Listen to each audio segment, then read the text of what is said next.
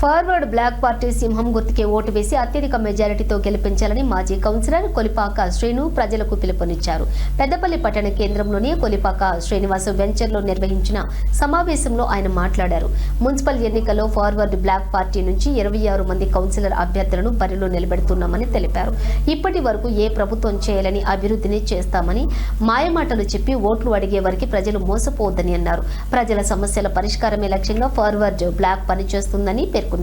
Municipal ఎన్నికల్లో పోటీ చేసిన ఫార్వర్డ్ బ్లాక్ అభ్యర్థులందరికీ సింహం గుర్తుకే ఓటు వేసి గెలిపించాలని కోరారు.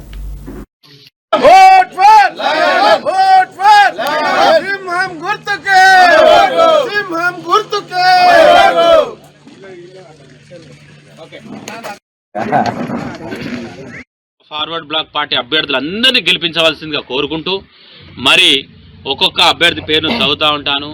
అలాగే మాకు మద్దతుగా తెలంగాణ జాగృతి అధ్యక్షురాలు కల్వకుంట్ల కవిత గారు మరి ఈ రెండు పార్టీల్ని బొందబెట్టాలి, ప్రజలకు వీళ్ళంతా కలిసి కుమ్మక్కై ప్రజల్ని దోసుక తింటారు, ఈ మార్పు రావాలి ఇకనైనా అని చెప్పేసి all India forward bloc party తరఫున ఒక ఒప్పందం కుదుర్చుకొని మా అభ్యర్థులకు అందరికీ కూడా కల్వకుంట్ల కవిత గారు సపోర్ట్ చేయడం జరుగుతూ ఉంది.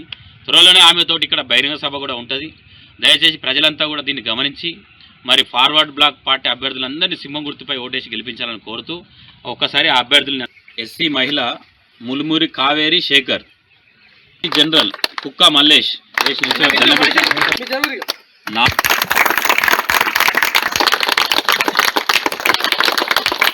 10వ వార్డు ఎస్సీ మహిళ ఆశా